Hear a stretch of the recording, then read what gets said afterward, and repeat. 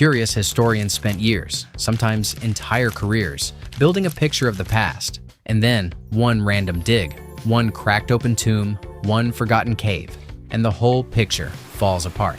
Today, we're going through the discoveries that made historians go back to their desks, crumple up everything they thought they knew, and start over. Some of these are funny.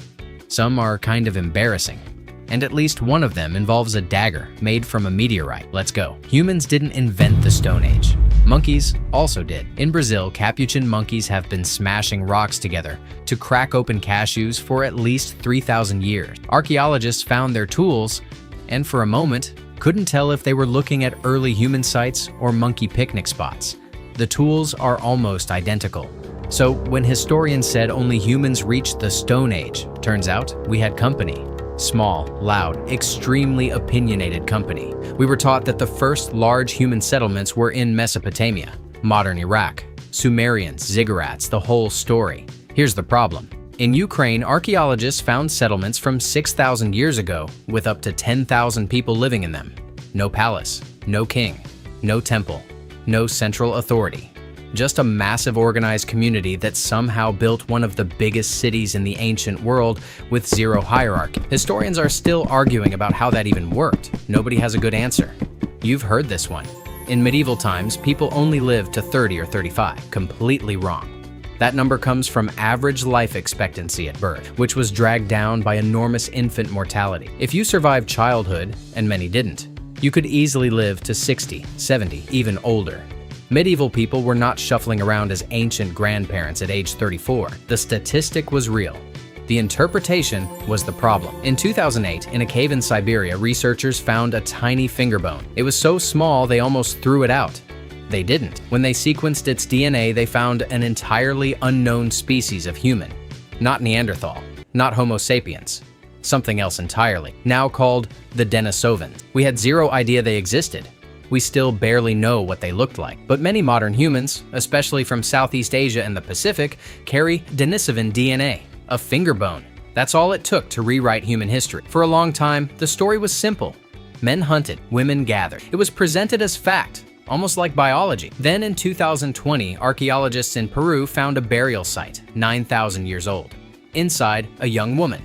Around her, big game hunting tools, the kind used to take down large animal. Then they went back through other burial sites and found the same pattern. More than a third of early big game hunters buried with tools were female. The men hunt, women gather story wasn't based on evidence. It was based on assumption.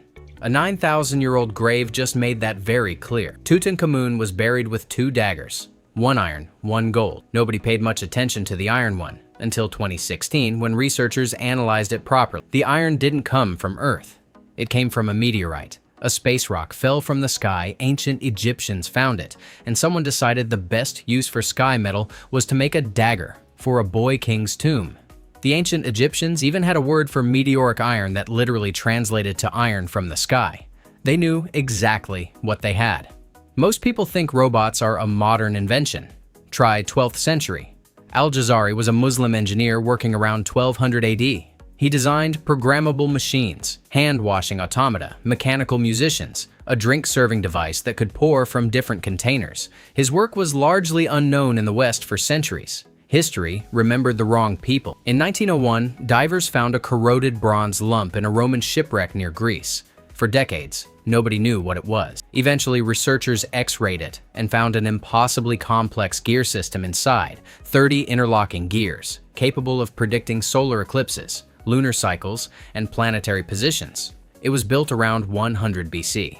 The next device of comparable mechanical complexity wouldn't appear for over 1,000 years. We know what it does. What we still can't fully explain is how ancient Greeks built it. Those famous handprint stencils in ancient caves were assumed to be made by men, hunters marking their territory. In 2013, a researcher analyzed the hand proportions in over 200 ancient handprints and found that roughly 75% of them were female.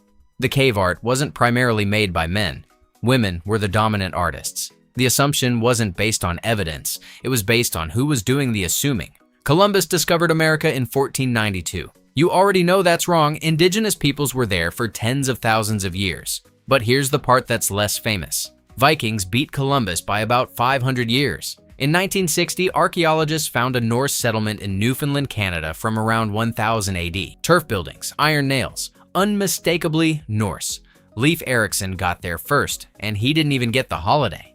Gladiators, ripped, meat-eating warriors. That's the image. Bone analysis from a gladiator cemetery in Turkey told a different story. Their diet was almost entirely plant-based. Barley, beans, grains. Ancient Romans even nicknamed them barley eaters. They weren't eating what we'd call an athlete's diet. They were eating a high-carb diet designed to build protective fat over muscle. The six-pack gladiator is mostly a movie thing. The smelly, dirty, unwashed Viking. That's the image. Archaeologists have found Viking combs, tweezers, ear scoops, and razors at dig sites across Scandinavia and Britain. Lots of them. In almost every settlement. A 10th century Arab traveler visited a Viking settlement and noted that the men bathed regularly and wore eyeliner. The dirty Viking image was largely invented by later Europeans who had their own reasons for wanting their invaders to seem uncivilized. In reality, Vikings were fastidious. They just also happened to raid monasteries. Neanderthals, dumb, brutish, barely getting by. That's the old story. Charred food remains found in a Neanderthal site in Iraq revealed they were cooking plants together, combining ingredients. Mustard seeds, pulses, wild grasses heated together. Not just survival eating. Something closer to a recipe. They also made personal ornaments, mixed pigments, and may have made music. The dumb brute version of Neanderthals is almost entirely wrong. They were people. The pyramids were built by slaves. Thousands of people worked to death under the whip of a pharaoh. That's the movie version. Archaeologists excavated the workers' village near Giza. What they found? Bakeries producing enormous quantities of bread and beef. A hospital with evidence of successful surgeries. Beer ration. Paid workers. The workers were organized into named crews that kept records of their productivity. They had sick days. They were buried with care when they died on the job. Building the pyramids was brutal work, but the people who built them were not slaves. History keeps getting bigger the more we dig into it. Every time we think we have it figured out, some bone in a cave, some DNA in a tooth, some tablet buried under a fort, turns out we were missing something. And usually, what we were missing makes the past feel more human, not less. People 30,000 years ago cared how they looked. Warriors weren't all male. Ancient engineers built computers.